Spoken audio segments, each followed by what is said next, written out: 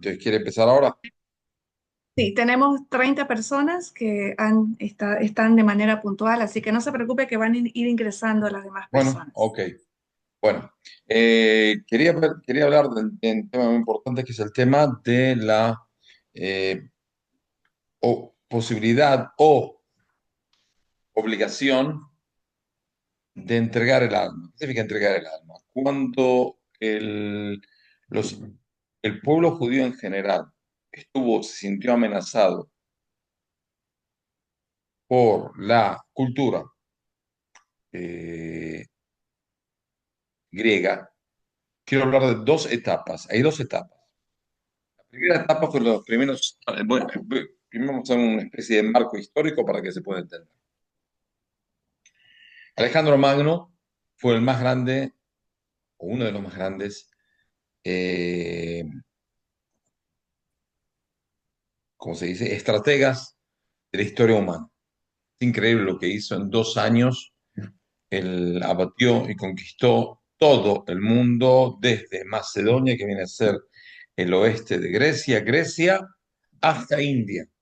Es una zona totalmente inabarcable. Es increíble lo que hizo con no un gran ejército, pero muy bien organizado, con tácticas exclusivas, novedosas.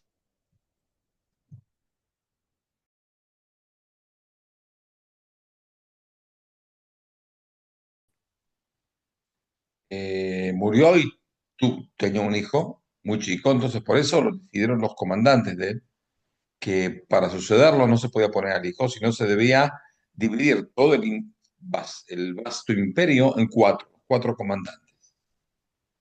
Entonces esos cuatro comandantes, la parte de la zona de Judea, quedó bajo dominio de un tal comandante que se llamaba Talmai, que él dominaba también Egipto, es decir, de Egipto y Judea. ¿Ok? Y la parte del norte viene a ser el Líbano de hoy en día, Siria, Irak y Turquía. Estaban, parte de Siria, Irak y Turquía, estaban bajo dominio de un tal Seleucus. Sí, era el nombre del tipo. Que era otro de los coroneles de Alejandro Magno. En los primeros 100 años que los talmaitas dominaron también Judea, hubo una especie de intercambio muy interesante de ideas entre los gobernantes que eran o de origen griego y vivían en Egipto, y la cultura judía. Hasta tanto llegó la interacción que ellos decidieron, al final, traducir la Biblia, toda la Biblia, no la Torá, toda la Biblia, con los profetas y los escritos y todo, traducir todo al hebreo, al griego, del hebreo al griego. La intención de ellos era, hay una intención directa, es decir, pública, hay una intención subliminal. La intención directa es muy simple, ellos respetaban mucho la Biblia, estaban muy interesados por la cultura judía. Hay que entender que en su tiempo la cultura judía era única en el mundo, una religión sin estatuas, con profecía, con pensamiento muy profundo, muy desarrollado. Y los griegos se autoconsideraban como la cúspide del pensamiento humano. De repente encontraron un pueblo en la mitad del Oriente que era muy especial. Ahora hay que entender, ya hubo ¿cómo se dice?, intercambios culturales entre griegos.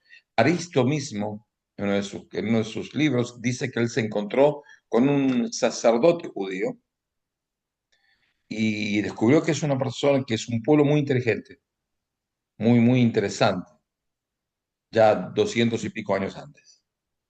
Entonces, cuando en esos 100 años hubo un intercambio muy interesante, entonces dijimos de que ellos al traducir, ellos querían hacer dos cosas. Primero, respetar el libro, hasta tanto que en la biblioteca de Alejandría, que era la biblioteca más grande de la antigüedad, con decenas de miles de libros, hay que entender que los griegos eh, fomentaban el estudio, las ciencias y demás. Su sede principal estaba en Alejandría y en esa biblioteca enorme, ellos pusieron la traducción al griego en el mismo estante que estaban puestos los libros y los escritos de Platón. Es decir, ellos los ponían como la cúspide del pensamiento humano, Platón y la Biblia. Entonces, yo como judío me puedo sentir muy honrado de que ellos entendieron la cualidad intelectual de la Biblia. El problema está que no es así.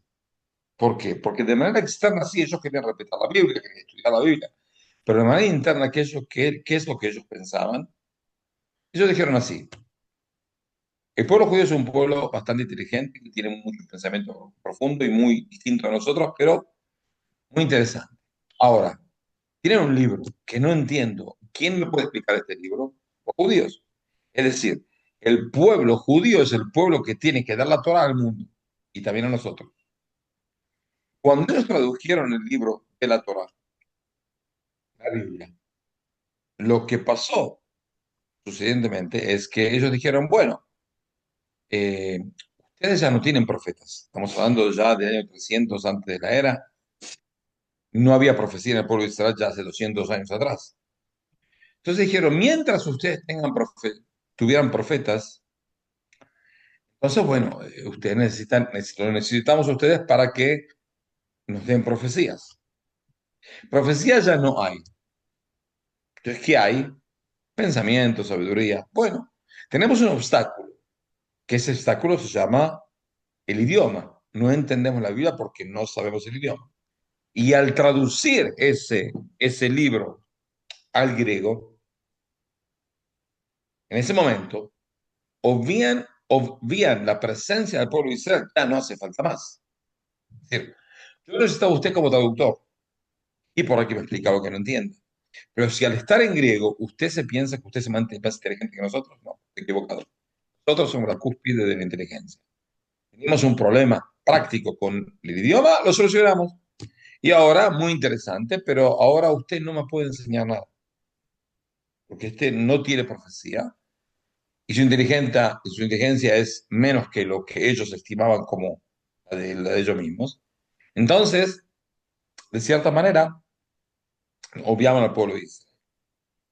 Un problema, ese fue la amenaza más grande del pueblo de Israel. ¿Por qué? Porque el pueblo de Israel fue dado para dar la luz de la Torah al mundo. Y ellos dijeron, no, nosotros vamos a recibir la Torah nosotros mismos, a través de nuestro intelecto, nuestra capacidad intelectual, nuestros estudios, sin necesitar a ustedes. ¿Ok? ¿Tenían razón o no tenían razón? ¿Ustedes qué piensan?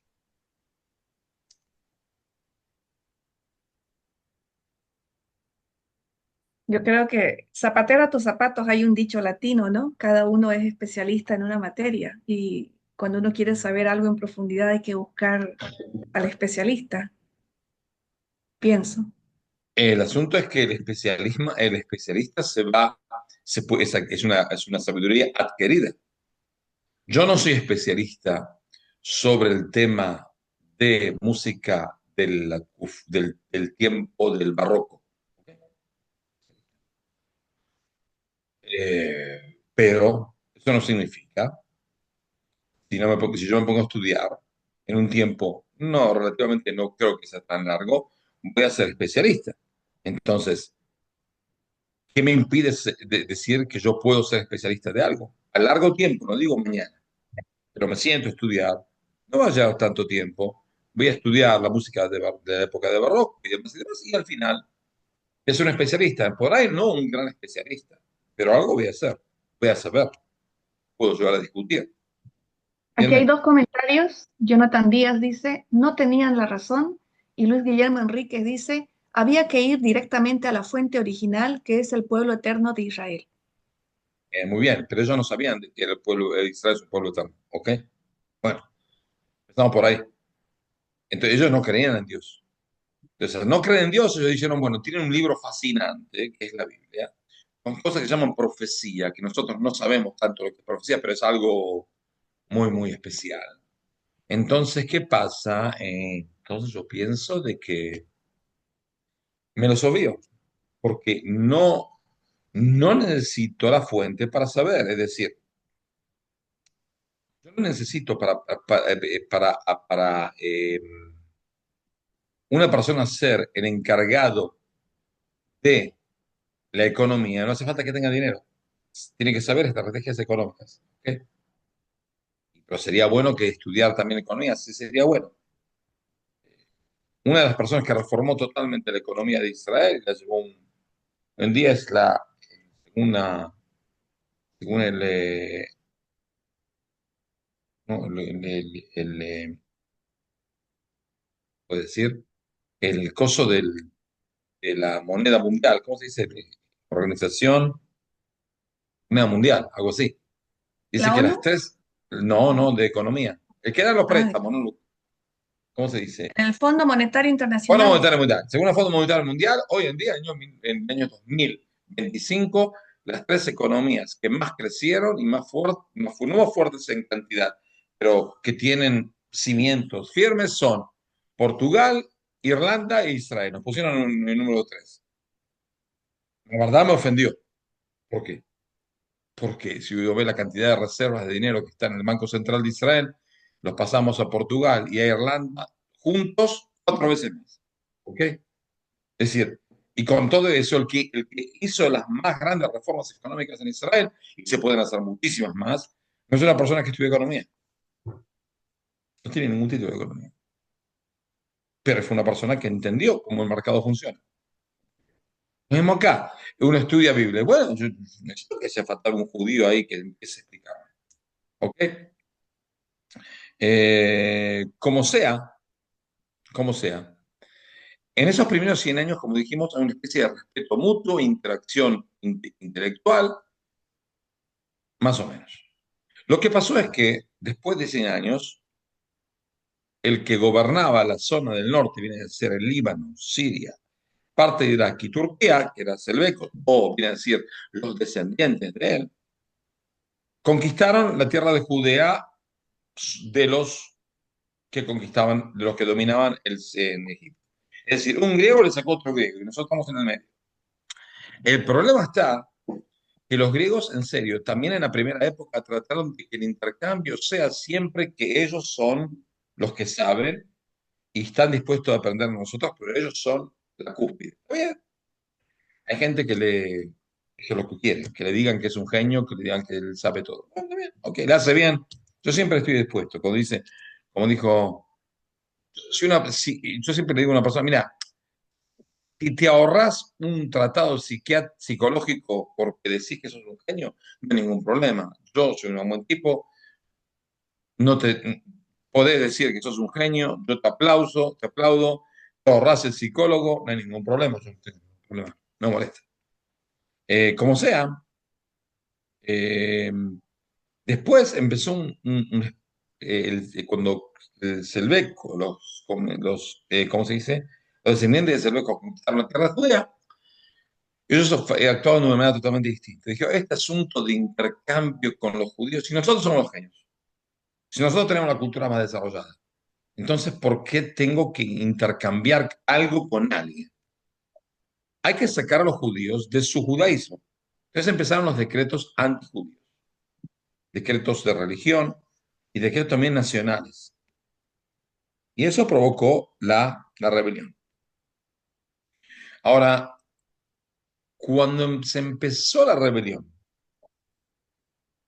había un porcentaje de éxito. Mira, si yo hacía un cálculo lógico, había un porcentaje de que haya una especie de éxito en esa lucha, en esa rebelión. Totalmente no. ¿Por qué? Porque los judíos que viven en Israel no eran tantos, primero. Segundo, no tenían ejército, no tenían ningún tipo de, ¿cómo se dice? De preparación militar, de ninguna manera. Y aparte no tenían ni ejército oficial, es decir, no es que gente que era su profesión. No, eran campesinos. Ah, pero tenían armas. No, ese problema no tenían armas. No sé si ustedes saben, pero la palabra Maccabim, Macabeos, viene la palabra Maccabí. Y Maccabí viene de la palabra en hebreo Maquebet, que significa martillo. porque las primeras armas que tenían para pelear, que eran martillos, tomaban martillo y iban a la guerra, ¿ok? Casi sin lanza, que sin flechas, sin escudo, así a matar o morir, ¿ok? Con esos martillos. Entonces, eh, el... Espera un segundo. Y mató la gente desde... entonces, ellos iban con el martillo a luchar, con mucha entrega. Ahora, ¿cuál es la posibilidad? Hay guerras, todas las guerras están eh, bastante bien explicadas en libros en lo que se llama Macabeo 1 y también en los libros de Josephus Flavius, ya fue 200 y pico años después. Pero en el libro están todas las batallas ganadas, las batallas perdidas y demás. Ahora, si ustedes se ven, hay batallas en las cuales había 2.000, 3.000 campesinos contra 50.000 soldados profesionales. Soldados profesionales, con armas, con estrategia, con táctica, con experiencia militar. Y con todo eso le ganaron.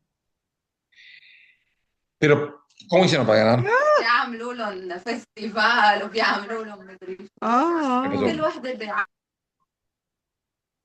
¿Se apagó? Bueno, entonces, ¿cómo hicieron para ganar? Primero fe en Dios y usaron las estrategias que sí tenían.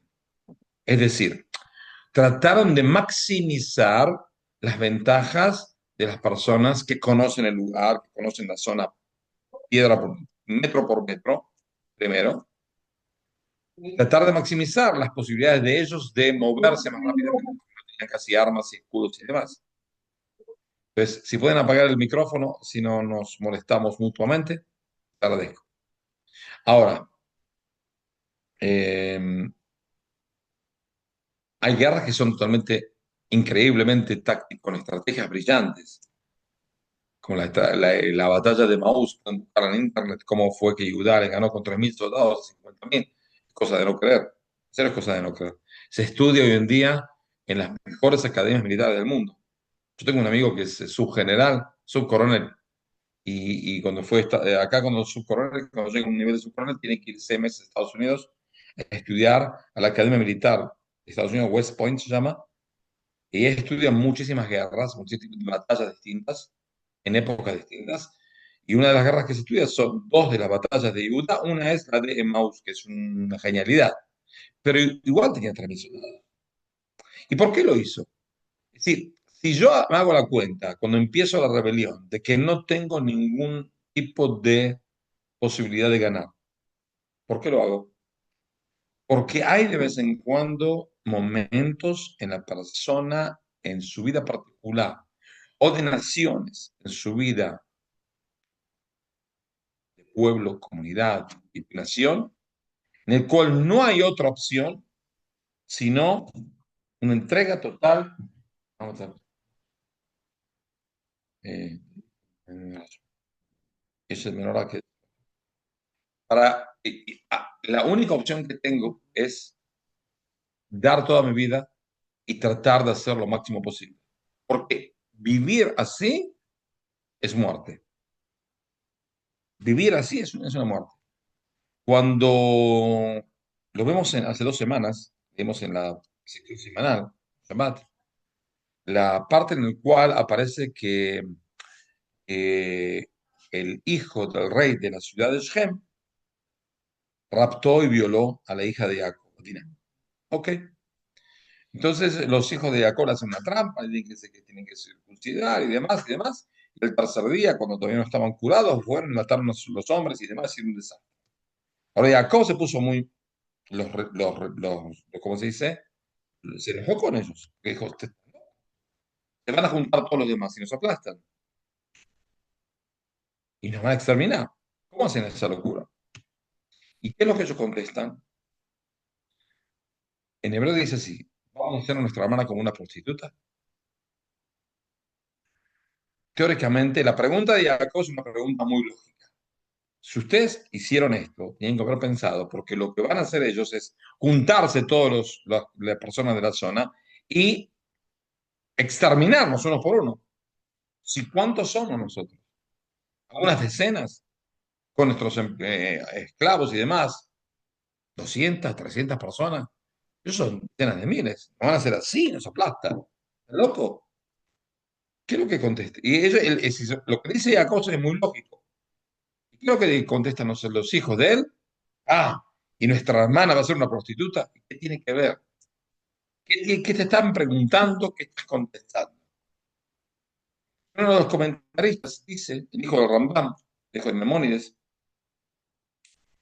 eh, el hijo de Memónides dice, le explica así. Él le dijo, nos van a exterminar. Ellos que dijeron, igual vamos a estar exterminados. Es decir, si nosotros dejamos a nuestra hermana raptada y violada en el palacio y en la casa del gobernador del rey de Shem, ya nos están exterminando. Muy simple. Es decir, alguna vez hay de vez en cuando situaciones en las cuales lo que hagas es malo, pero no hay otra opción sino hacerlo. No porque tienes posibilidad de salir vivo, no porque seguir es muerte. Creo que no me acuerdo quién fue el que dijo, creo Abraham Lincoln, que uno no tiene que tener lástima por la vida, es decir, el problema de la vida no es la muerte, sino los años que uno murió en vida. Es decir, vivir de manera del latido, el corazón, todo funciona, pero ya está muerto, ya está muerto. Se murió su espíritu, se murió su ganas de vivir, se murió su ideología, se murió. Entonces, físicamente está vivo, pero en el alma está muerto. ¿Ok?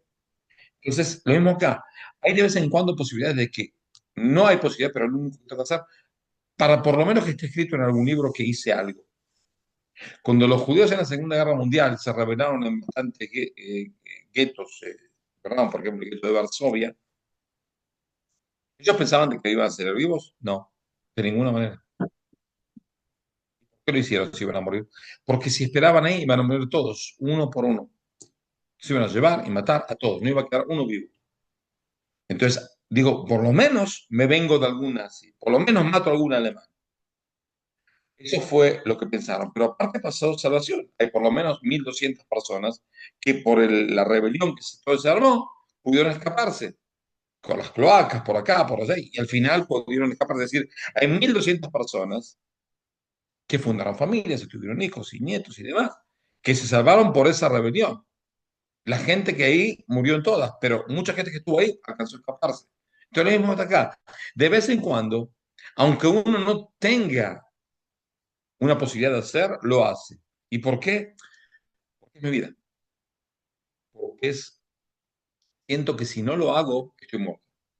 Estoy muerto en vida. Es decir, soy una especie de persona muerta caminando, que cognitivamente y físicamente sigo viviendo, pero prácticamente ya estoy muerto. Ya no sirvo. Por eso en el Talmud dicen que los perversos, cuando están vivos, se consideran muertos. Y los justos, aunque estén muertos, se consideran vivos. ¿Saben cómo se llama el cementerio en hebreo? Se lo denomina Bet Haim, la casa o el lugar de los vivos. ¿Qué vivos? Estamos todos muertos. Sí, son justos. Entonces, aunque estén muertos su cuerpo, están vivos. ¿En qué? Su alma. Hay personas que están vivas acá corporalmente, pero su alma ya se murió hace mucho. ¿Ok? Ni se dan cuenta. Entonces no tienen continuidad en el mundo eterno. Cuando el rey anterior de Jabal lo pusieron prisionero por ¿cómo se dice?, los comunistas, por enseñar Torah, que estaba prohibido, por supuesto, en la época comunista en Rusia. Entonces uno de los agentes le apuntó con un arma y le dijo, ¿no tiene miedo? Con una pistola así en la cara. Dice, mira, cuando una persona sabe que tiene cuerpo y tiene alma, son dos, y tiene dos mundos, el mundo de este y el mundo venidero, no tiene tiempo. Pero con una persona como vos, tiene únicamente una sola vida y el cuerpo es el alma, entonces entiendo de que tengas miedo, que una persona como vos puede tener miedo. Yo al saber que tengo un mundo venidero, tengo también alma. Vos vas a matar mi cuerpo, lo mismo. Mi alma no puedes tocarla, es Dios. Entonces está bien. Yo no quiero morir. Nadie quiere morir. Pero de acá a decir de que no estoy dispuesto a morir por algo, no. Hay un refrán que dice así, el que no tiene para qué morir, no tiene para qué vivir. Si no tenés no tenemos ninguna razón por la cual una persona diga, por eso me puedo morir. Por eso estoy dispuesto a dar mi vida.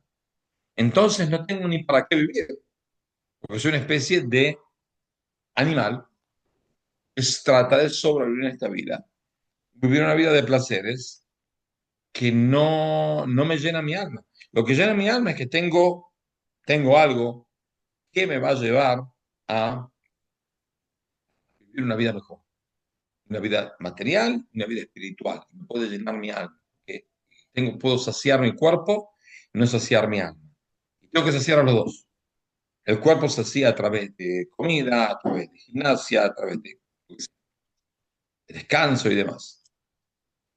¿Y cómo se hacía el alma? A través de cosas que se hacían en el alma. Y si uno no da lo que el alma necesita, que es, y no da entrega por eso, entonces no tiene sentido vivir. En serio no tiene sentido vivir. ¿Te ha entendido? ¿Ok? Entendido. ¿Hay preguntas? No sé si Sí. continuamos la clase o vamos No, una alternando. pregunta primero. Y aquí hay una pregunta que me llegó en privado. Dice, según la tradición judía, ¿qué figura religiosa se encontró Alejandro Magno al llegar a Jerusalén? Y, ¿Y qué acción tomó? el ¿Y qué acción? sumo sacerdote que se llamaba, eh, eh, no, eh, espera un segundo, Simón, Simón. Ahora hay tres Simón sumo sacerdote. Uno, el nieto y el nieto del nieto. No sabemos a cuál de ellos se encontró, pero se encontró con alguno. Pienso con el del medio. Simón, el sumo sacerdote. Continuando ¿Ok? la pregunta, dice, ¿y qué acción tomó el conquistador Alejandro Magno en señal de respeto? Te hago yo. Él lo ¿Cómo? soñó a él. Lo soñó a la forma de Simón. Era una cosa rara, porque la vestimenta de un sumo sacerdote judío en el templo es algo que no se ve en ningún lado. Y él, como vio esa forma en el sueño, al verlo, se arrodilló. Jesús Reinaldo Aguilar de Bolivia pregunta, Shalom Raf Shalem y a toda la comunidad, ¿qué es la vida? ¿Cómo Ya que que la vida? estamos hablando de entregar la vida a una causa. Ah, Lo ha hecho filosofar. Ahora pregunta, bueno, ¿qué ahí, es ahí la me vida complicó desde la la vida. perspectiva de la clase? Me complicó la vida de la vida. Bueno, explico. La vida es el tiempo que Dios decidió que el mundo no puede seguir ni un minuto más sin que usted esté en este mundo. Es decir, Dios creó el mundo y creó las almas, y las almas están dando vuelta ahí en el cielo. Hubo un tiempo en el cual dijo, wow, este mundo es un desastre. Hace falta mandar a Enrique Peña. Hay uno, estoy viendo de frente mío. Y estamos, el mundo está desesperado. Bueno, y voy a tener que mandar a Enrique Peña. ¿A dónde la mando? ¿Dónde la mando? Ah, a un tal Peña, señor Peña, no sé dónde. ¿Dónde usted es, señor Peña? Disculpe la pregunta, si ya estamos. ¿De dónde es usted, Enrique Peña? ¿De qué ciudad, país? Active su micrófono, por favor, o escriba en el chat. Se durmió, no importa. Se Habla con durmió. otra. Aquí a Bueno, Chava Báez, de República Dominicana, que abrió su Chava pantalla. Báez, muy bien. Señora Eso. Báez, ¿cómo se llama su mamá? Tu micrófono, Chava, por favor. activa. El micrófono. Ah, sí. A Ahora ver, mi sí. madre se llamaba Olga, Olga y su padre. se llamaba Rafael. Y bueno, le explico cómo fue el asunto. No quiero preguntar la edad porque no se pregunta edad a mujeres, pero en cierto momento Dios decidió que su alma es indispensable para este mundo. Entonces lo que hizo fue encontrar una pareja en la República Dominicana y decirle, a esta la mando acá, porque debe tener una misión de hacer Brito Lam en República Dominicana. ¿Se imagina si usted no estaba? ¿Qué hacemos? ¡Qué desastre! ¿Ok? Entonces Dios la mandó a usted y estuvo ahí pateando el vientre de su madre, volviéndola loca, y después nació. Es decir, la vida es cuando Dios decidió juntar un alma, que es un pedazo de Dios, en un cuerpo de un mono desarrollado. ¿Ok? El hombre es un monito desarrollado. Este es nuestro cuerpo, un mono desarrollado. Hay gente que no está tan desarrollada, quedó medio más mono que personas, pero eso es otro problema. Y Dios nos metió el alma divina con el cuerpo animal y ¡pum! Lo metió, es un cóctel y estos somos nosotros. Y eso tiene un ciclo de vida. Tiempo que uno vive. Hay quien vive más, hay quien vive menos. El asunto no es vivir. El asunto es cómo vivir. ¿Para qué vivir?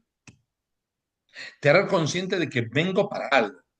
Tengo que buscar romperme la cabeza y decir, ¿para qué Dios me necesita? Es decir, yo le digo a Dios, mira, yo el mundo, la verdad, se arreglaría sin mí. No está acá. Entonces, o que te equivocaste, puede ser. Se equivocó Dios. ¿Para qué mandó? O ayúdame a encontrar para qué me mandaste acá. Porque debo estar para algo. Cada uno de los 8.000 millones de personas que están en este mundo tienen alguna misión.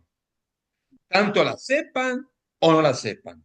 Tanto estén conscientes de esa misión como no tengan conciencia en que está la misión. Pero al final, para algo venimos, ¿no? Digo. Y bueno, trate de buscar, romperse la cabeza. ¿Usted en qué ayuda al mundo a adelantar? Puede ser una ayuda física, una ayuda espiritual, una ayuda emotiva, una ayuda de lo que sea. En su pequeña casilla que uno actúa, en su familia, en su vecindario, en donde sea. Buscar a dónde estoy, qué es lo que debo hacer. Entonces, de vez en cuando Dios nos habla, la profecía dice, usted tiene que hacer tal cosa. Bueno, y a veces Dios no nos habla, pero nos va encaminando. ¿Ok? Nos va encaminando. Y bueno, trato de ver, tiene que estar, hay una persona, porque hay cosas que cambian también en la vida. Una persona que dice hasta los 30 años tenía esa misión y después descubrí que tengo otra misión. Y tengo que estar muy atento a los señales que Dios me manda. Y digo, wow, ahora, ok, tengo una idea. Siguiente Eh, pregunta en privado sí, que llegó, Rabino. ¿Cuál es la diferencia de esos fanáticos islámicos que entregan su vida suicidándose como bombas humanas? muy simple. Nada que ver una cosa con la otra. Nada que ver. Explico muy simple. ¿Por qué el Islam fomenta la guerra a muerte con intención de morir? ¿Ok? Como hoy. Hoy hubo un atentado en Australia, en la comunidad judía de Australia, 12 muertos, ¿ok?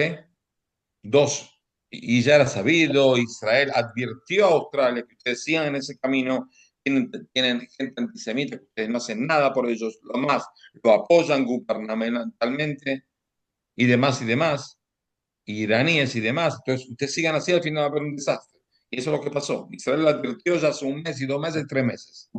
Y eso es lo que pasó al final. Como sea, el Islam, al principio, el Islam, es decir, pues así, tuvo un problema. ¿Cuál problema? De que Muhammad tenía que tratar de elevar las tribus más no desarrolladas del Medio Oriente, más casi del mundo, con idolatría de muy bajo nivel. Estamos hablando del año 600 de la era cristiana, de esta era, no cristiana, de esta era. El mundo ya en Europa más o menos adelantó algo por el cristianismo, por la influencia del judío y demás y demás. En el Oriente los persas se adelantaron. Los únicos que quedaron atrás eran los árabes, que tenían una especie de ideología religiosa muy primitiva. Hasta tanto que enterraban a las hijas. Es decir, una persona, si tenía más de una hija, una mujer, una nena, es un problema porque la hija es Satanás. Entonces, ¿qué hacemos? La enterramos. Y pero no la quiero matar. Y bueno, la entierro viva, no hay problema. Tengo un bebé, la entierro viva. ¿Ok? Bueno, entonces en ese nivel surgió Muhammad. Dijo, bueno, tengo que cambiar eso. ¿Cómo hago cambiar? Les prohíbo esto, les prohíbo esto, les prohíbo esto, les prohíbo esto. ¿Ok?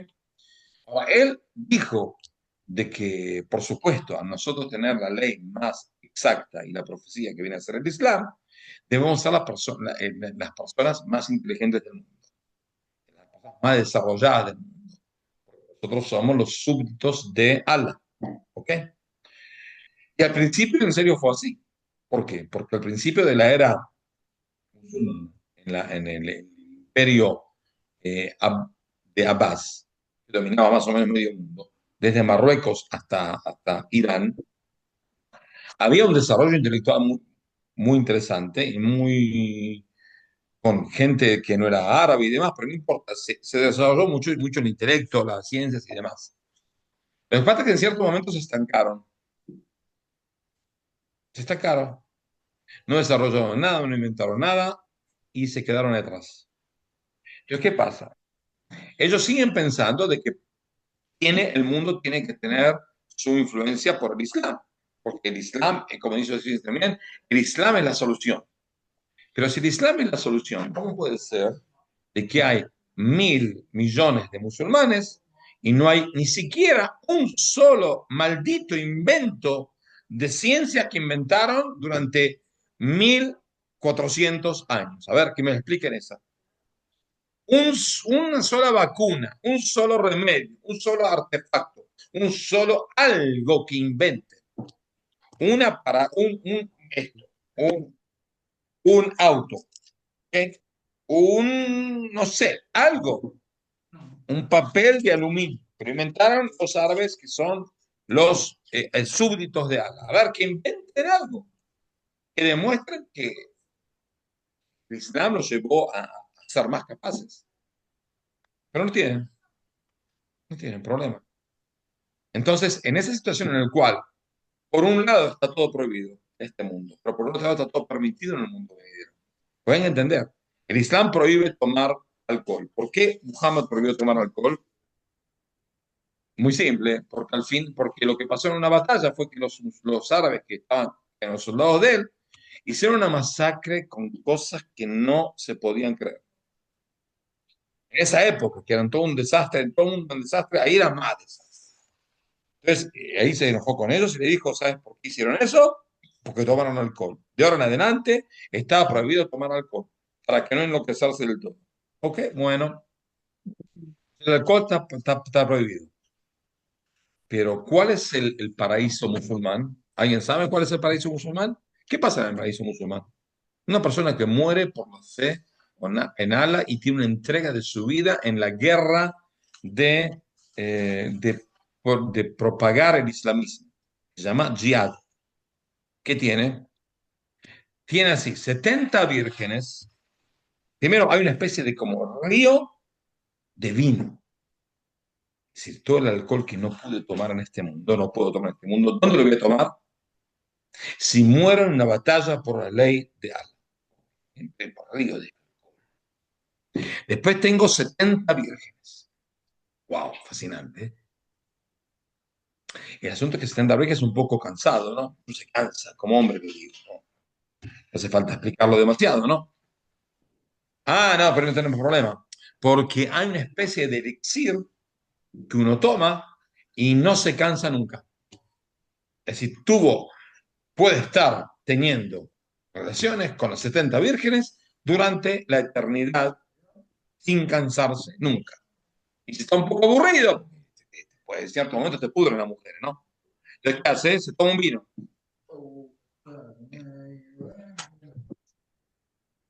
está aprendiendo, mi hijo está aprendiendo la Hanukkah, ven de ahí.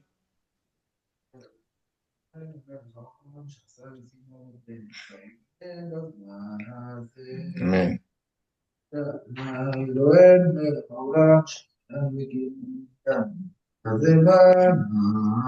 מי יודע בחלום? בחלום, לא פה.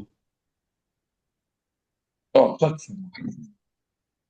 לא מדליקים במקום שלו. No, no, no es la aprender. Nosotros aprendimos antes. Lo que pasa es que mi hijo tuvo un incidente que tuvo que tardar. Pero ya nosotros aprendimos en la familia, afuera, en la calle. Como sea, y más, me fría el tipo. Como sea, entonces, ese tipo de muerte que viene, no tengo un problema de que no puedo actuar en este mundo. No puedo explicarme por qué soy tan retardado. No puedo explicarme por qué el Islam está tan despreciado. ¿Qué hago? Salgo del problema que tengo. Porque hay que entender, la gente que vive en el Islam no está bien. Vamos a hacer una cuenta muy fácil. No está bien en Marruecos. No, no está mal. No está bien en Argelia. No está bien en Tunisia. No está bien en Libia. No está bien en Egipto. No está bien en Siria. No está bien en Líbano. No está bien en Turquía. No está bien en Pakistán. No está bien en Afganistán. No está bien en ningún lado. En ningún lado.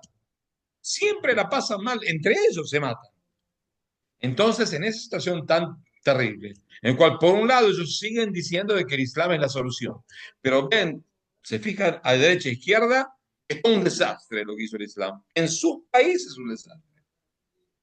Y tengo todo prohibido, y no sé nada, y sigo usando las ciencias de todos los pueblos porque no tengo algo que me lleve a hacer algo, a influenciar al mundo. Entonces, ¿qué hago? Quiero dar miedo a la gente. Si yo no puedo aportar ciencia, ¿qué aporto? Miedo. Miedo. Y aparte recibo al 70 vírgenes. ¿Sabe que una vez el jefe del Hamas en Israel, en su tiempo era un viejo, viejito de como 70 años, un jeque. Israel lo mató. Y cuando lo mató, se llamaba Yassin, cuando lo mató, eh, no fue una gran inteligencia matarlo, al final salió para mal, pero no importa. Este Yassin, cuando murió, tenía 70 y pico de años. Entonces yo le dije a un tipo, mira, cuando un tipo se muere por 70 años, por el Islam, él recibe 20 vírgenes de 70 años o 70 vírgenes de 20 años. ¿Cómo es? Problema. Imagina 70 vírgenes, si diga 20 vírgenes de 70 años. Wow, wow, terrible. Entonces, ese es el asunto. Eso es lo que buscan. Buscan escaparse del mundo moderno que no tienen solución de ellos. No tienen una solución a este mundo moderno. ¿Qué hacen? Se escapan. Y aparte reciben todas las promesas que el profeta les abdicó por morirse de esa manera. Es totalmente distinto. ¿Ok? Como dijo una vez como dijo una vez un comandante del jihad musulmán. Dijo, ¿saben por qué nosotros vamos a ganar? Porque ustedes quieren la vida, nosotros queremos la muerte. Ellos no quieren estar en este mundo. Están en este mundo de casualidad. Este mundo es la posibilidad de querer la muerte y recibir toda la recompensa. Está equivocado, al final la vamos a ganar nosotros, porque la vida es más importante que la muerte. Muy simple. Es lo que Dios quiso. Dios quiso que estemos acá. Si Dios nos quería que no estemos acá, nos mata a todos. Dice, tenemos algo que hacer por acá. Entonces, la vida es más importante que la muerte. Pero yo digo, nosotros amamos la muerte. Y tienen razón, porque la vida de ellos es tan, tan, tan degradante que necesitan escaparse de esa vida a través de la muerte. Muy simple. ¿Otra pregunta?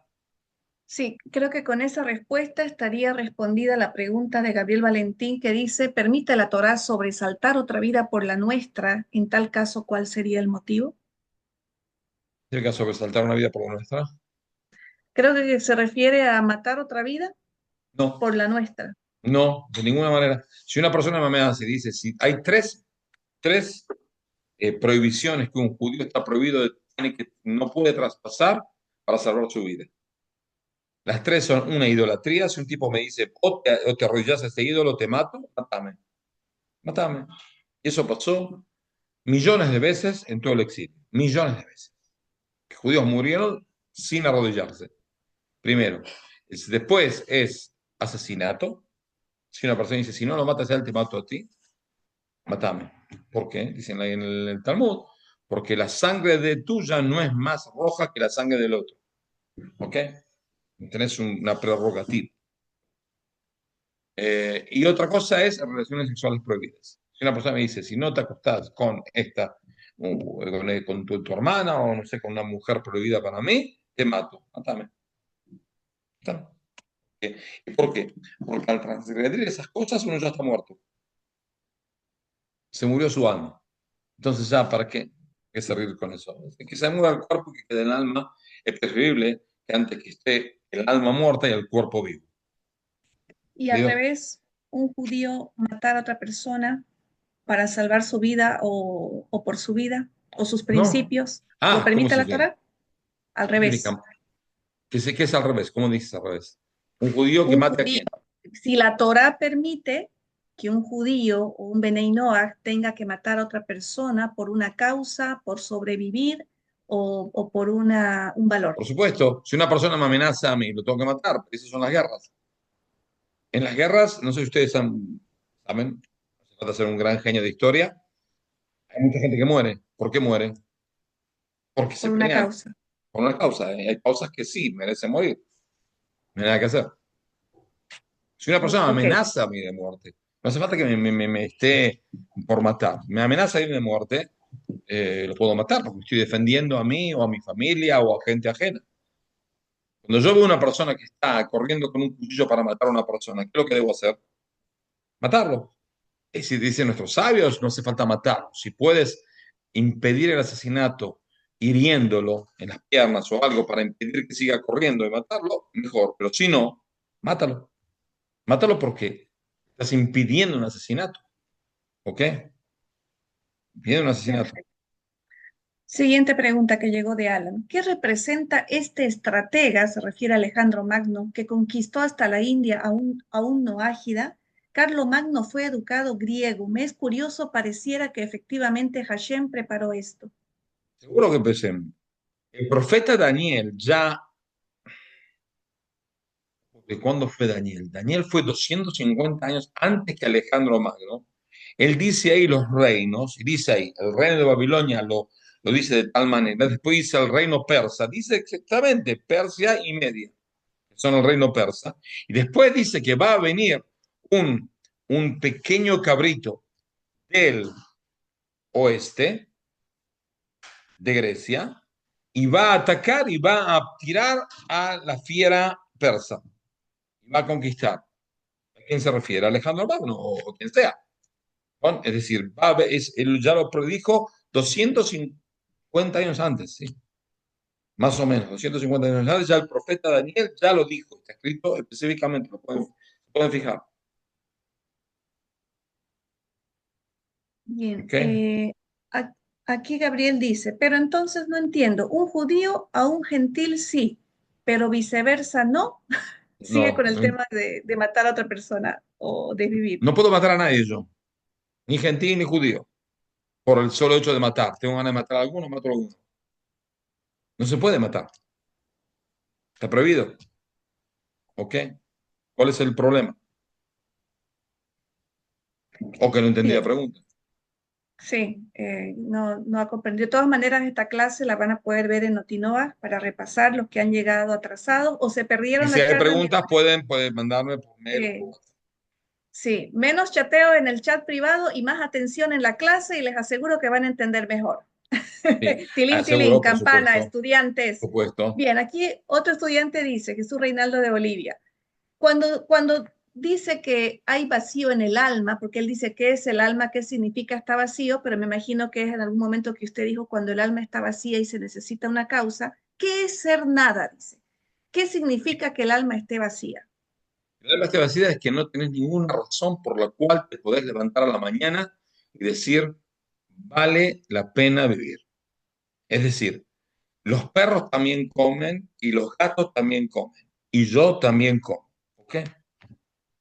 Los perros viven ¿cómo se dice? Que la cosa de los perros, no, ¿cómo se dice? Casita de los perros. Casita Escucha, de los perros. La cucha. La cucha de los perros, yo vivo en una casa. Mi casa es un poco más grande que la cucha de los perros. Bueno, está bien. Pero sigo siendo como una especie de perro sofisticado. Es decir, si no tengo para qué levantarme, ¿cuál es mi misión en el mundo? Alguna misión de porquería. Entonces, ¿para qué vivo? No tiene sentido. ¿Entienden? Eso es un sentir una especie de alma vacía. ¿Ok? Bien. Eh, yo le hago una pregunta a usted, querido rabino. Sí, Vamos tranquila. a filosofar. ¿Cuál Bueno, es la causa que a usted lo mueve? wow. Vamos a filosofar aquí. Me hace un chiste que dice de que una vez un joven tenía que encontrar con una joven y no sabía cómo hablarle porque nunca habló a ninguna chica. Entonces un amigo le dice, mira, muy simple. La primera pregunta es, ¿qué cosas le gustan? Y después la segunda pregunta puede ser de la familia. Y la tercera pregunta ya te puedes mandar a algo un poco más filosófico de ideas. Bueno, los chicos se encontró con la chica, dice, tiene todo anotado ahí. Primera pregunta, cosas que le gustan. ¿Vos te gustan los videos? Respuesta, no. No se terminó el tiempo. ¿Qué ahora? Ah, familia. ¿Tenés hermanos? Respuesta, no. Terminó el segundo tema. Y tercer tema, filosofía. Toca hacer mucho. Si tuvieras hermano, ¿te gustaría el fideo? Hola. Hola, mamá está. Mi hija llegó. ¿Me entienden? Entonces, el asunto es que, ¿para qué yo vivo? Hay etapas en la vida. Trato de trabajar a Dios, vivir una vida íntegra, una vida ocupada, no esperar que las cosas sucedan, sino tratar de actuar para que las cosas se enderecen lo más posible en mi vida particular, en mi vida familiar, en mi vecindario, en mis comunidades, que yo soy rabino, y en general, y en mi país, y en el mundo. Por eso estoy acá dando clases. Es decir, yo, ¿por qué doy esta clase? ¿Estoy aburrido? No tanto. No sé. ¿Por qué les doy? Porque quiero cambiar el mundo. Quiero cambiar mi barrio, quiero cambiar mi personalidad, quiero ser mejor, quiero ser más, eh, tengo cosas para cambiar en mi vida particular, pero no puedo ocuparme únicamente de mi vida particular, que no voy a terminar más. Es decir, tengo muchas cosas para cambiar, no puedo decir, bueno, hasta que no cambie mi vida del todo, no me ocupo de nada.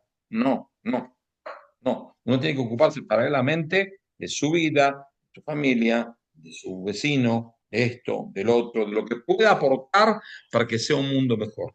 Tanto un mundo materialmente mejor como un mundo espiritualmente mejor.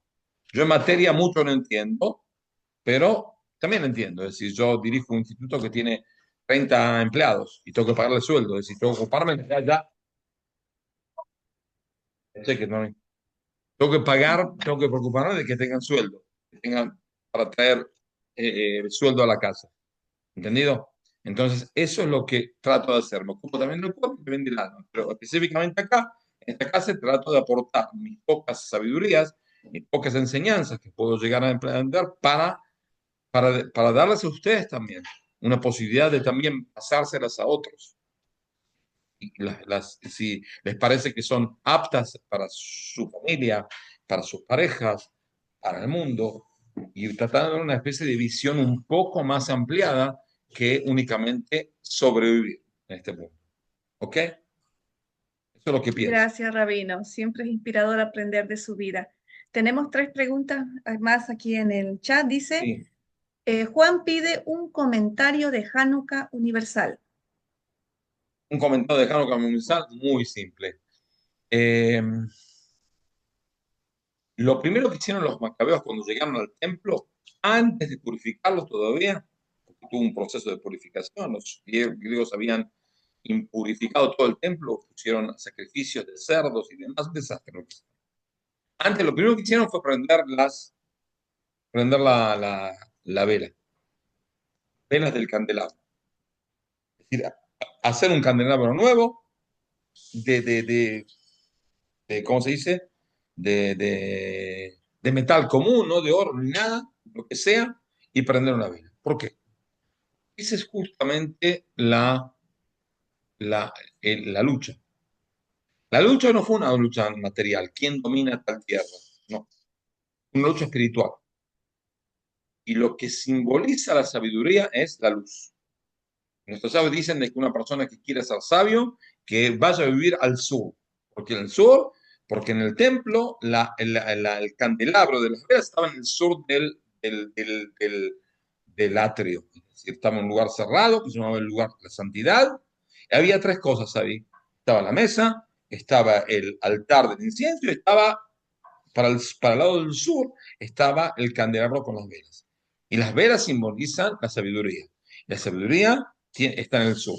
Eso no significa que tengo que ir a vivirme ahora a la Antártida para ser un genio, no. Sí, está simbolizando. ¿Ok? Lo que quiere decir es que el candelabro, las velas, significa sabiduría.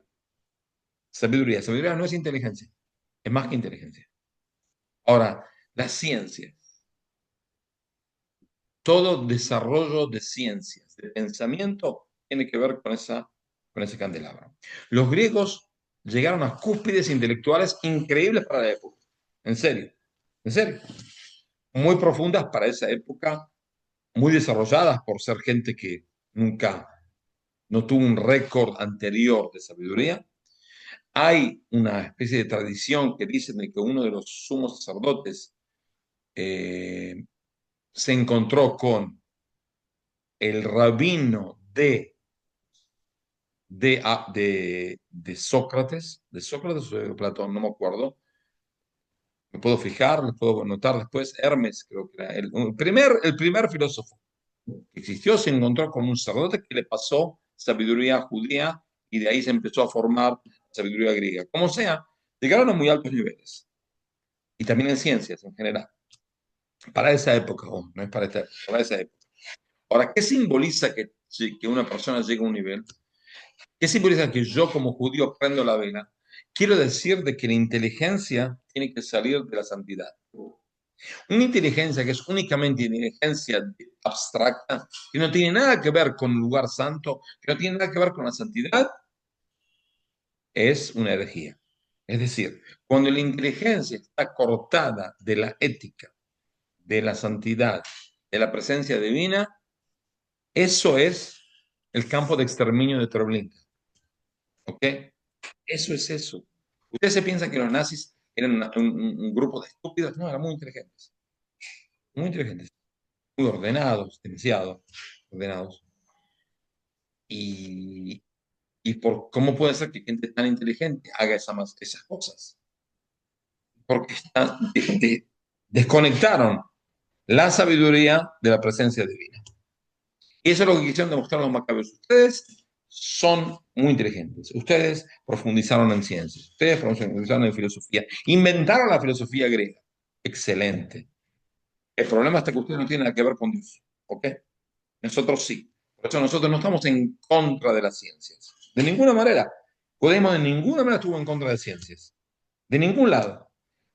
Pero sí, tenemos que saber que la ciencia tiene que mamar de una presencia divina. Tiene que estar conectada ahí. Por eso se prende la vela en el lugar más santo.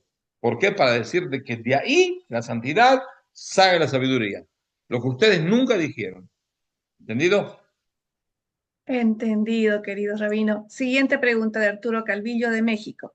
¿Qué opina del problema que está pasando en el mundo acerca de que la gente no quiere tener hijos, pero en lugar de esos hijos los ocupan los hijos de los musulmanes y entonces cambian tradiciones y culturas al Islam? Bueno, es una especie, hay un libro un libro que escribieron hace como 20 años, La muerte rara de Europa. No sé si se traduce en español, yo no conozco en hebreo. La muerte rara de Europa. La recomiendo conseguir ese libro, es excelente, excelente. Y te explica de que dentro de 500 años, cuando los historiadores van a estudiar qué pasó con Europa, por qué Europa cambió totalmente y ya no es Europa, se van a preguntar, ¿quién les ganó? Porque teóricamente son muy adelantados y muy de todo. ¿Y cómo sucumbieron? ¿Cómo sucumbieron todas las culturas europeas en Europa? Están sucumbiendo en muchos lados del mundo. ¿Por qué?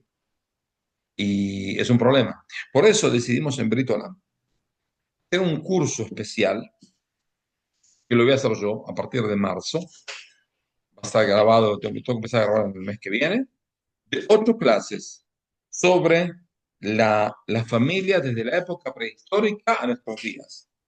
El por qué, el cuándo, dónde, qué se gana, por qué es tan fundamental y demás.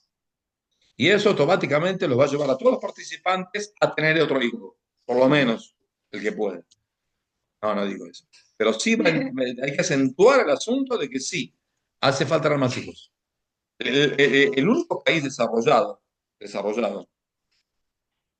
que tiene una tasa de natalidad tan alta en el mundo, es decir, en el mundo hay 20 países, se llama OECD. Los países más desarrollados del mundo son 20, Israel está dentro. El único país con tasas totalmente exorbitantes de natalidad es Israel. Todo lo demás es un desastre que no se puede creer. En serio no se puede creer.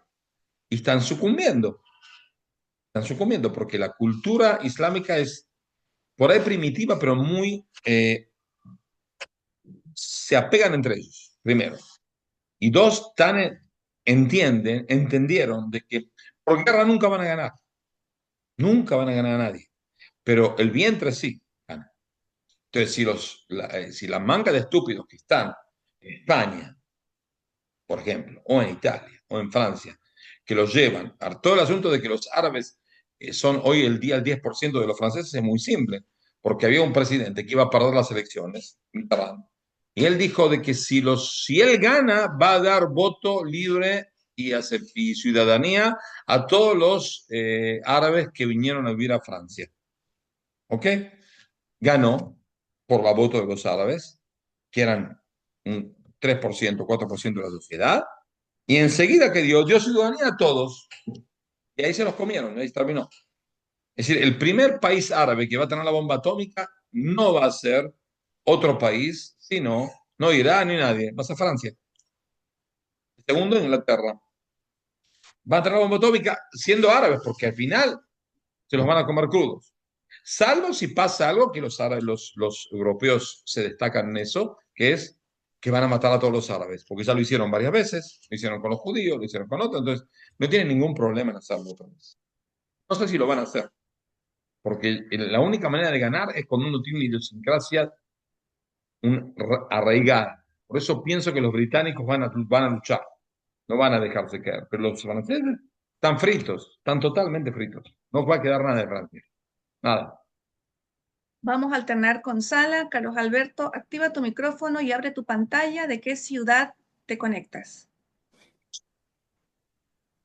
Muchísimas gracias, Olia, desde Cali, Colombia. Rabino, lo primero que quiero hacer es agradecerle porque me encanta su forma como usted nos enseña. O sea, y en Colombia decimos sin azúcar, el que lo entendió, lo entendió. Entonces, Ah, sí. uno le saca el mayor provecho a las cosas que usted dice. Bueno, lo primero que quería decir es, relacionado con ese tema que usted nos trabajó hoy tan especial, lamentablemente decimos como coincidencia con lo que pasó hoy en Australia. Yo ver un video de un señor que agarra, atrapa a uno de esos terroristas y le quita el arma, pero no sé por qué, la verdad no sé, no conozco la noticia, no sé por qué él no le disparó, no sé si sea precisamente ese No, él no tema, sabía, me parece que no sabía cómo disparar. no Pero no sabía tenía que cómo. hacer eso, tenía que acostarlo en el piso y matarlo con algo. Es decir, romperle la cabeza con el algo, dejarlo Eh, atrapado sin moverlo, no matarlo. Exactamente, exactamente, señor. Bueno, No entonces, importa, no se puede juzgar a una persona en sí, esa situación. exactamente, sí, eso es lo que él, y es un héroe lo que vimos allí. Seguro. Bueno, y en relación a lo que usted acaba de decir, le cuento que le agradezco mucho esa explicación que dio de Hanukkah. La verdad, la primera vez que escucho de que en el sur en el sur, pues entiendo que en el templo, ¿no? Era donde estaba guardado esas cosas como la Hanukkah Sí, o el pero candelabro. dentro del templo Dentro del templo, en el había sur. distintos lugares. Sí, señor. Zonas, es decir, no es lugar, es un solo espacio, pero uno está más para el lado del sur, otro más para el medio y otro más para el norte. Eso, entonces yendo a eso, me voy al sur y usted le dice, claro, ¿el sur qué es? lo entiendo así de pronto y usted me dice si está bien, por favor, de las enseñanzas de Rabbi Nachman, que habla de ser experto en las bajadas y ser experto en las subidas. Entonces, en esa bajada que es el sur, es cuando más necesitamos de esa No, no luz, ¿sí? creo, no creo. ¿No lo va a decir? El sur y el norte son planos, ¿ok? El mundo es Ya. redondo, pero estoy hablando de una planidad, Ah, de ok, cierta ok. manera. Lo que dice Entonces, el Rabbi Nachman es otra cosa, no es es saber relacionarlo con cuando uno eso. está baja, Sí. cómo hacer para subir. Ok, Es no era decir, solamente eso, para ver si lo podía relacionar, ok. pero usted me explica que no. Está muy bien. Ok. Y Aprovecho que usted es de Cali para decirle de que en el mes de agosto es el tercer Congreso Internacional Noajida sí, en señor. Cali. Sí, Entonces, señor. que la gente se anote, digo, ¿no? Sería una buena idea, Ojalá yo pueda estar ahí con la ayuda del creador, Rabino. con la ayuda del creador, por supuesto, yo Y también. nuevamente, muchísimas gracias. Muchas gracias. Bueno, ok. Siguiente Tenemos pregunta. 7 minutos. Sí, siguiente pregunta. El suicidio no es permitido, pero una persona que pasa las peores calamidades e impensables cosas y clama ayuda al cielo y no se le ayuda, ¿qué ocurre con esa alma? Nosotros no juzgamos a ninguna persona que se suicida. ¿Por qué? Porque si una persona se suicida, hay dos tipos de suicidios. Hay suicidios que vienen por enfermedades físicas o enfermedades espirituales o emotivas. No se lo puede juzgar porque son personas que están enfermas. ¿Ok? Entonces, una persona enferma es como, no es que está absenta. Dios va a hacer la cuenta de él, Dios lo va a juzgar. Espero para bien, porque es una persona que tiene por lo menos alguna que otra excusa de que él estaba enfermo. No es que es deprimida, tiene depresión constante o demás enfermedades psiquiátricas. ¿Qué va a hacer? ¿Qué? ¿Qué va a hacer? Jesús No es que no Reinaldo, estamos justificando eso de ninguna manera, pero estamos entendiendo de dónde sale. Por eso nosotros no tratamos de no juzgar. Ahora hay gente que dice, no, pienso que el mundo es una porquería y aunque yo esté bien, el mundo es una porquería, entonces no voy a seguir en este mundo, me bajo del carril y a mí que siga este mundo solo porque me tienen re podrido. Ese es otro tema. Si una persona piensa así, es un suicida común. Hoy en día los rabinos mismos aceptan que una persona, porque hay que entender, en el judaísmo, una persona que se suicida no se lo entierran en un cementerio común, se entierran en la punta del cementerio para que no esté cerca de nadie, como que sea rechazo eso. Pero depende, hay una persona que estuvo enferma, que estuvo internada por problemas psiquiátricos y después se suicidó. No justificamos eso, pero se lo entierra común hoy en día, por lo general. bien. Pregunta desde Bolivia, Jesús Reinaldo. ¿Hay alguna relación de Hanukkah y Sukkot?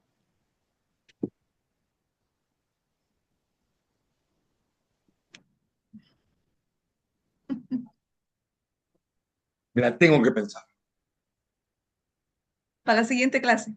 No, si me pongo a pensar, puedo decir alguna estupidez, pero pienso buscar algo un poco más mejor que mi estupidez. Bien, vamos a recortar esta pregunta porque está interesante para otra clase. Aquí dice, aquí hay un comentario. Los musulmanes se incrementan porque son inclusivos y todo el tiempo están invitando a las personas a ser parte de sus reuniones y comunidades. Mm, no, no es por eso. Es porque ofrecen a la cultura europea vacía, que se vació del cristianismo y no lo llenó con nada, proponen algo por lo menos constante, una cosa que comunitaria, que puede llegar a decir, tengo para qué vivir. El europeo común no tiene para qué vivir. No tiene para qué levantarse a la mañana. ¿Para qué? Para estar esperando el mundial el año que viene. Bueno, y termina el mundial. ¿Y qué hace hasta el otro mundial? Mundial del 2030. ¿Qué hace? A ver, ¿qué vive? No tiene para qué. Tiene un vacío existencial. Muy bien. Vacío existencial. Antes por lo menos creían en Jesús. Ahora ni en eso creen. Nada. Están en la nada total. Problema. Por eso es que en vez de hacer un vacío existencial, ahí está lo que ustedes tienen que hacer. Ustedes son anoajidas que van a llevar a llenar el vacío existencial del occidente. Esa es su misión. La quieran o no lo quieran. ¿Ok? Dice José Manuel Linares, Rabí, ¿Es verdad que hubo un Golden Islamic Age en la Edad Media? Porque sale hasta en Wikipedia. Sí, seguro, por lo menos, por supuesto. Les dije, al principio del gobierno de los abasidas, que dominaban medio mundo, ellos no estudiaban, pero sí fomentaban que haya gente que se ocupe de ciencias. Y fue una época de oro, fue la época de oro también judía, donde la mayoría de los rabinos de la época medieval escribieron sus escritos fundamentales, que fueron leídos también, los escritos no alágicos, sino escritos de pensamiento, fueron leídos por los árabes. La época de Maimónides y Nachmanides y demás, que fue una época de oro, en serio. Era la primera ciudad con iluminación es Córdoba la española, Córdoba la musulmana. La primera lugar donde había un poste con luz de aceite que iluminaba. No existía en ningún lado. Hay cosas que son hermosas que los árabes hicieron en esa época, pero después como que se quedaron totalmente atrás totalmente, por peleas internas y demás y demás y demás, que no pudieron conquistar otros países, porque mientras seguían conquistando, siempre había plata, siempre había un movimiento. En el momento que dejaron de conquistar porque no podían más conquistar más, se quedaron entre ellos. ¿Y qué pasa cuando los árabes se quedan entre ellos? Se matan entre ellos, uno cada uno. En la primera generación de la familia de Muhammad no quedó uno vivo. Mataron a los hijos, mataron a los nietos, mataron a todos. ¿Qué va a hacer? Wow. Alan pregunta, ¿Jafet es Europa o mejor ¿Qué? dicho, hay hijos de él? ¿Quién, Jafet. quién, quién? Jafet debe ser de Sencan y Jafet Ah, de ya, descendencia. ya, sí, ¿Jafet sí, es es Europa Europa. o mejor Es dicho, hay Europa. hijos de él? Sí, la parte, sí, del medio de Europa para abajo. No los escandinavos. No los escandinavos. Del Bien. medio de Europa para abajo. Desde Alemania hasta abajo. Juan dice, los beneficios específicos de Hanukkah. ¿Qué beneficios? No, Esa no es la entendí. pregunta Que o el uno gana. comentario. Juan dice, los beneficios específicos de Hanukkah. Es tratar de inculcar que toda la sabiduría humana tiene que estar conectada con una fuente divina, con algo de ética, con algo de conciencia, con algo de que tengo que usar esa ciencia para adelantar el mundo. Es decir, hay que entender, en el año 1780, un tal Cugnot en Francia inventó la máquina de vapor. Cambió todo el mundo cambió. Toda la industria se cambió porque dominó la fuerza de provocar movimiento. ¿Ok? Ahora, el problema está de que la máquina de vapor, la primera máquina de vapor, no la inventó él. La inventaron los griegos de Egipto, en la biblioteca de Alexandria. Inventaron un jueguito en el cual nos ponían agua y se movía y se calentaba y un jueguito que hacía así. Ahora, ese jueguito, ¿para qué lo hicieron? Para hacer divertir al rey. El rey estaba sentado en el trono y le mostraron, oh, pues sí, hicimos un científico que estuvo 10 años estudiando, inventó un invento. ¿Qué invento? Un pipipi, pipipi, pipipi, pipipi, y el rey estaba contentísimo, qué lindo. Estúpido. Eso podía haber cambiado el mundo 2000 años antes, infeliz. Y no supieron aprovechar porque ni siquiera pensaban de que podía cambiar el mundo. De que no, estaban ocupados en cómo hacer para satisfacer al rey que pagaba su sueldo. No en satisfacer al mundo, demostrar al rey cómo hacer para sembrar de manera automática, para cosechar de manera automática con máquina de vapor, para hacer telas de manera automática con máquina de vapor. No, un jueguito para que el rey esté contentito, está tan aburrido y estúpido, que ahora le muestran un jueguito y está contento. Infeliz. Tenía que haber hecho antes. Esto por no estar conectado con qué es lo que Dios quiere de tu inteligencia, que hagas algo para el mundo. Bueno, tengo que Así es. salir volando. Última pregunta, Última. cerramos con broche de oro con Chava Báez de la hermosa isla de República Dominicana en el Mar Caribe. Chava, tu micrófono habilita. Por favor. Vamos, vamos, vamos. Se nos va el rabino. Activa tu micrófono, amiga. No se Está sin escucha. micrófono, mi amiga. Mi amor, está sin micrófono. Escríbela rapidito aquí en el interno del mensaje.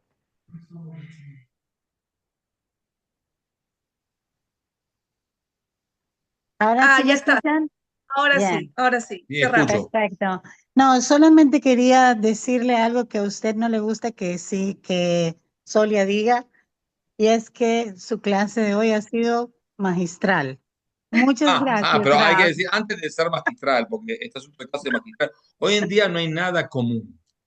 No hay nada común. Hubo una tormenta hace 2 días en Israel, cayó bastante agua, la pusieron nombre, porque hay un arreglo contra Chipre y con Chipre y Grecia que tienen que poner nombre a las tormentas.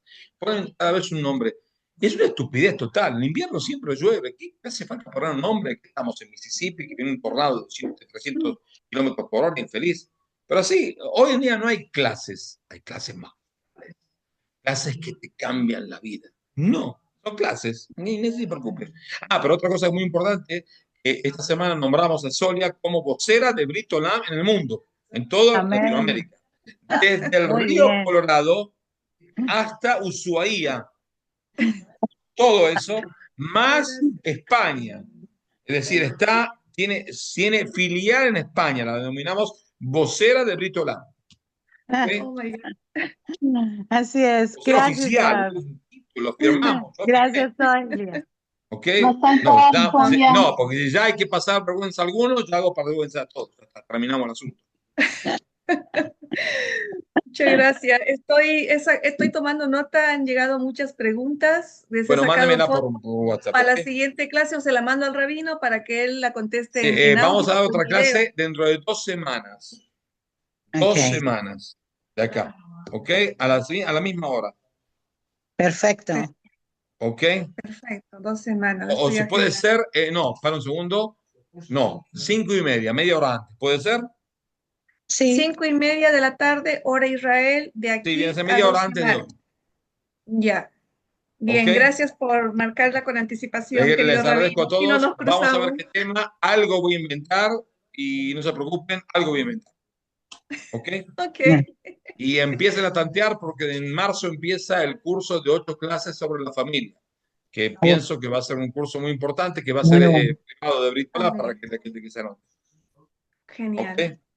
Les agradezco mucho su Muchísimas gracias. participación y a Sonia por todo lo que hizo para organizar Permiso, el asunto. permiso, Solia. Yo sí quiero estar en ese curso de marzo. Bueno, Ya llevo varios añitos aquí, quiero estar.